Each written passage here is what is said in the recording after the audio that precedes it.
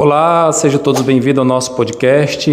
No episódio de hoje, nós vamos explorar um tema muito relevante, a psicologia organizacional do trabalho, e ao longo da conversa nós faremos algumas perguntas voltadas a essa área, buscando compreender melhor os seus desafios, possibilidades e contribuições no contexto atual. Para enriquecer mais o nosso bate-papo, nós temos uma convidada super especial, Daiane Saldanha. Ela é psicóloga formada pela Unifesp em Teresina, Piauí, em 2018. Ela é especialista em gestão de pessoa pela Cesvale, especialista em terapia cognitivo-comportamental para crianças e adolescentes pela CBI of Miami, na Flórida, Estados Unidos, e é atualmente mestranda em psicologia organizacional pela Unid University e também na Flórida. É uma honra muito grande tê-la você conosco aqui para este bate-papo, falando um pouco, explicando sobre a psicologia organizacional do trabalho. Obrigada, é um prazer estar aqui com vocês. Além de professora, eu sou psicóloga organizacional, clínica também, mas atualmente não atendo mais presencial, só atendo online. E sou organizacional há 8 anos. Desde que eu me formei, já estou na área da organizacional. Então, aceitei o convite, que eu acho que eu posso contribuir um pouquinho, né?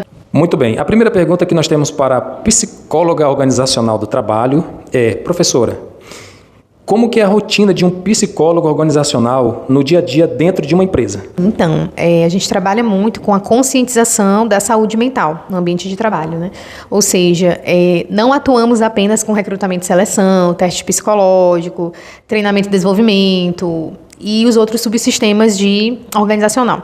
Mas eu acho que o foco principal é tratar as pessoas como elas não são tratadas pelos gestores, pelos próprios colegas. Então, é esse olhar para a saúde mental. Por exemplo, você fazer um DS ou ali no dia a dia mesmo, você perguntar 2 vezes se a pessoa realmente está bem, se ela está dormindo bem, se ela está se alimentando bem, se ela já foi, se ela sabe o que é uma terapia. Então, isso que é o diferencial, porque outras profissões, o RH, a administração, pode fazer esses processos, mas só a gente pode fazer o acolhimento psicológico. Então, acredito que esse seja o principal diferencial. Queria saber também quais atividades são mais recorrentes: seleção, treinamento, avaliação de desempenho ou clima organizacional. Mais recorrente, sem dúvida, é recrutamento e seleção, porque ela é a porta de entrada, principalmente na etapa dos testes psicológicos. Então, geralmente, os gestores vão entrevistar, a gente vai ajudar ali no processo, mas os testes, por lei, ele só pode ser feito por um psicólogo que tem CRP, que vai assinar, Então, já faço esse processo. Bom, Daiane, eu queria fazer um comentário, sobre esses DS que tem geralmente nas empresas. Eles acontecem com frequência? Geralmente, eles acontecem uma vez na semana, Reúne ali a equipe, geralmente de manhã mesmo.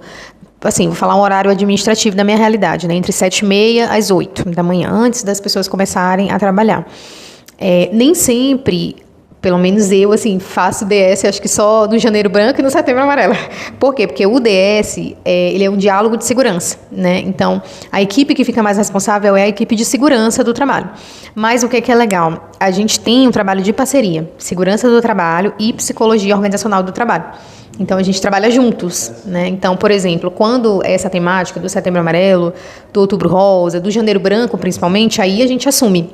Mas não só no DS, naqueles 30 minutos, aqueles 20 minutos, aquela coisa rápida, mas o mês todo, As campanhas, e não só as palestras, por exemplo.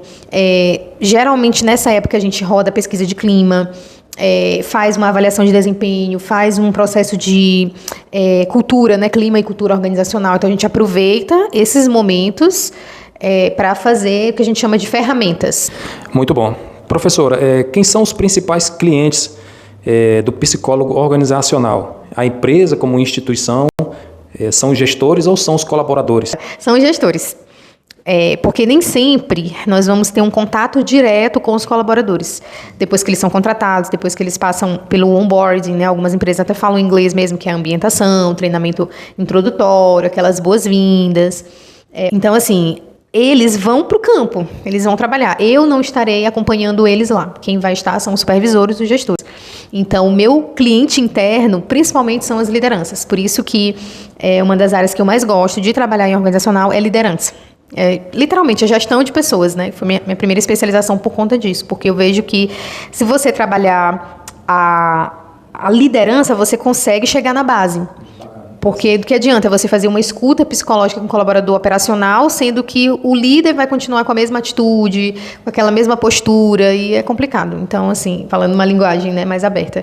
Meu foco é mais com a liderança e com os gestores, e a gente tem visto resultados, sabe? Deles mesmos virem assim, nossa, eu tenho essa personalidade, eu tenho esse perfil psicológico, esse perfil comportamental, acho que eu preciso mudar isso na minha equipe, né? Às vezes só a equipe falando não surte efeito. Então, um profissional com respaldo, que eu sempre falo que os testes psicológicos nos respaldam, fica mais fácil da gente conseguir fazer um trabalho. Professora Daiane, a gente queria saber também quais os maiores desafios que você enfrenta nessa prática profissional dessa área.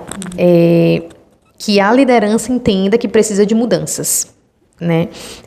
Então, assim, quando você está diante de um processo que não é o mais indicado, um processo que é atropelado, acelerado, né? Por exemplo, a pessoa precisa passar por todo o processo seletivo, mas o gestor quer contratar logo. E aí a pessoa faz, por exemplo, falar a realidade mesmo, faz o exame admissional de qualquer maneira, é contratado de qualquer maneira, não recebe os devidos treinamentos, né, adequados no começo. Ela entra na empresa e depois tem um jargão que fala, né? Tá dando problema. E às vezes a gente é chamado por conta disso, né? Tu vai precisar conversar com um psicólogo, porque tu tá com um comportamento assim ou assim. Então, assim, eu sou muito a favor da prevenção. Eu aprendi isso, né, com as minhas mentoras, assim, quando eu entrei na área. Se você faz muito bem esse onboarding, essa pessoa que está entrando, essa pessoa que está sendo treinado, a probabilidade de dar problema é menor. Porque essa pessoa já vai entrar, né, ali com uma orientação. Então, o meu maior desafio hoje é isso. São processos que às vezes são feitos de uma maneira rápida, né, e eu entendo a rapidez do processo, mas que fica esses gaps, fica essas lacunas, assim, sabe? E aí isso interfere muito. Acho que um outro desafio ainda é, por incrível que pareça, um estigma na saúde mental. Alguns gestores não entendem que o colaborador... Assim, vou falar, pode até ser uma polêmica, mas o colaborador precisar sair para fazer terapia, né, ou fazer terapia online. Alguns gestores, eu já ouvi assim de fala, não, mas sabe aquelas frases de senso comum, né, que a gente escuta. Não, é só tomar um remédio, ou então é falta disso, ou falta daquilo, né, e a pessoa não entende que um adoecimento psíquico é real. A gente pode não ver, mas ele acontece. Então, a gente vai lá fazer o laudo, né? Vai fazer o psicotécnico, vai fazer o relatório psicodiagnóstico, comprovando que aquele colaborador está em sofrimento psíquico, não necessariamente por conta da empresa, né? Mas por questões dele mesmo, enquanto gente, enquanto pessoa, e que ele precisa fazer uma terapia, não na empresa, porque a gente não faz terapia na empresa, né? A gente encaminha a pessoa para fazer terapia. Daiane, dando continuidade, o que é ética profissional? Essa questão da ética é muito importante, justamente porque pode acontecer esse conflito. Então, como que a gente faz para manter a ética? Código de ética do psicólogo, né, conselho, as diretrizes para isso. Tem materiais específicos, por exemplo, tem cartilhas de POT, né, Psicologia Organizacional do Trabalho. Tem documentos do próprio CRP e CFP falando sobre isso. A gente também tem o regimento interno das empresas, também com as regras, que geralmente apresenta-se no começo de tudo, no processo seletivo, enquanto a pessoa ainda está fazendo, né, o processo. E eu acredito que seja isso, a melhor forma da gente manter